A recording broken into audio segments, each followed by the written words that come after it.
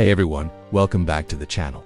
Have you ever walked into a room and completely forgotten why you went in there? Or maybe you've blanked on someone's name right after they told you? It's frustrating, right? Well, you're not alone. Forgetting is a totally normal part of being human. But have you ever wondered why it happens? Why do our brains, these incredible supercomputers, sometimes just delete files? Today we're diving deep into the science of forgetting. We'll explore the different reasons our memories fail us, from simple decay to more complex brain processes. And stick around, because later on I'll share some simple science-backed tips to help you remember things better. It's going to be a fascinating journey into the mysteries of our own minds. Let's get started. First off, let's talk about what memory even is. Think of it like this. Memory isn't a single file cabinet in your brain. It's a complex process that involves three main stages: encoding, storage, and retrieval. Encoding is like saving a new file on your computer. When you learn something new, your brain converts that information into a chemical code. Storage is where that file is kept.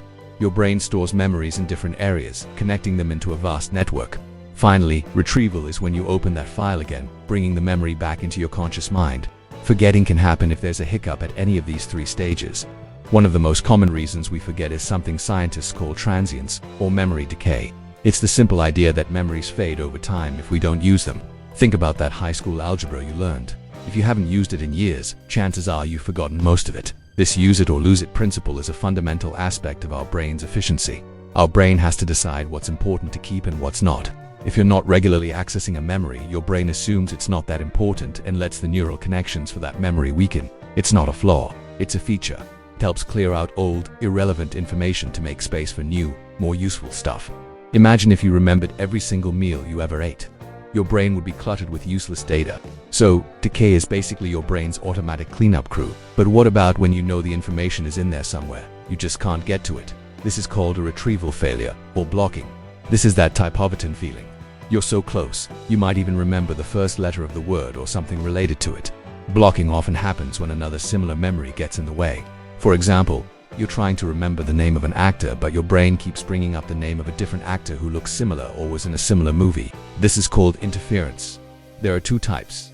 Proactive interference is when old memories get in the way of new ones, like when you keep writing the old year on your checks in January. Retroactive interference is the opposite. New information makes it harder to recall old information. This is why, after moving to a new house, you might struggle to remember your old address. It's not that the old memory is gone, it's just temporarily blocked by a stronger, more recent one. Another big reason we forget is a failure in the very first step, encoding. This happens when we're just not paying enough attention. Have you ever lost your keys only to find them in your hand or in the front door lock? You probably didn't forget where you put them. More likely you never properly encoded the memory in the first place.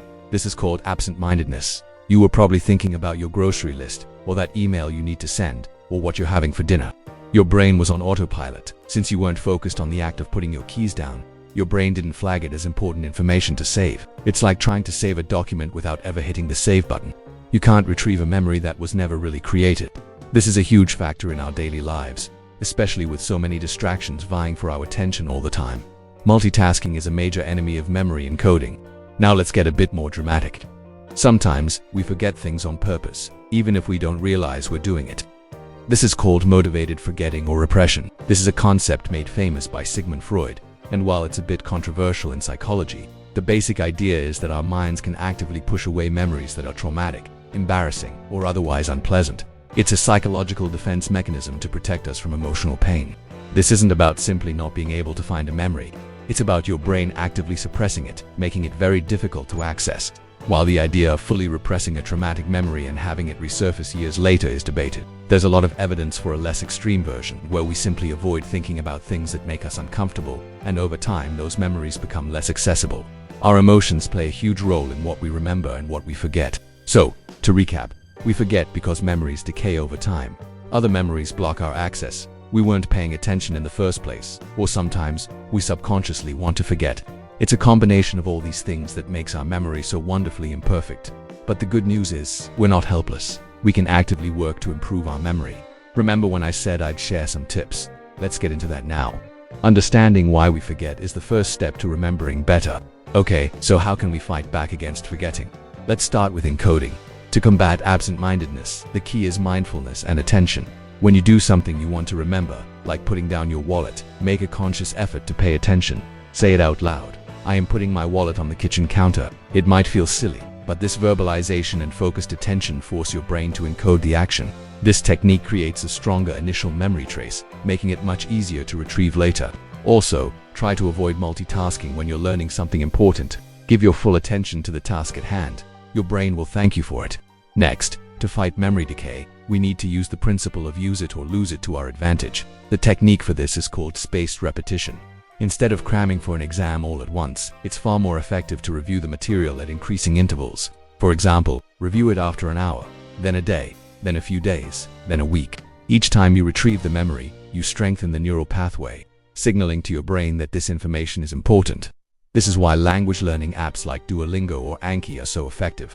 They're built on this principle of spaced repetition, bringing back words and phrases just before you're about to forget them. It's one of the most powerful learning techniques out there. What about blocking and interference? How do we keep our memories from getting all tangled up? One great strategy is to create rich, elaborate connections. This is called elaboration. When you learn something new, don't just memorize the fact. Connect it to things you already know. Create a story around it. Form a vivid mental image, or explain it to someone else. For example, if you're trying to remember that the capital of Australia is Canberra, you could imagine a can of berries, a canberry sitting on top of a map of Australia. It's a weird image, but weird and emotional things are more memorable. The more connections you build to a piece of information, the more pathways you have to retrieve it. If one path is blocked, you can just take another. Let's not forget the basics. A healthy lifestyle is crucial for a healthy memory. This means getting enough sleep, eating a balanced diet, and exercising regularly. Sleep is especially critical. While you sleep, your brain is hard at work consolidating memories, that is, transferring them from fragile, short-term storage to more stable, long-term storage. Pulling an ornament to the study is one of the worst things you can do for your memory. Exercise is also amazing for your brain. It increases blood flow to the brain, which can help promote the growth of new brain cells in the hippocampus, a region that's vital for memory. And a diet rich in things like omega-3 fatty acids, antioxidants, and vitamins found in fish, berries, and leafy greens can also support brain health. It's all connected. Finally, a quick note on mental health. It's important to recognize that stress, anxiety, and depression can have a significant impact on your memory and concentration. If you're finding it unusually difficult to remember things and it's affecting your daily life, it might be more than just normal forgetting. Please don't hesitate to talk to a doctor or a mental health professional. Taking care of your overall well-being is the best thing you can do for your brain. There are resources available, and asking for help is a sign of strength. So, there you have it. Forgetting isn't a sign of failure. It's a natural and often helpful process that keeps our brains running efficiently. We forget because of decay, interference, encoding failures, and sometimes our own motivation. But by being more mindful, using techniques like spaced repetition and elaboration, and leading a healthy lifestyle, we can give our brains the best possible chance to hold on to the memories that matter most. What are some of the things you find yourself forgetting most often? And do you have any tricks you use to help you remember? Share them in the comments below. I'd love to read them. If you found this video helpful, please give it a thumbs up and consider subscribing for more journeys into the amazing world of our brains. Thanks so much for watching, and I'll see you in the next one.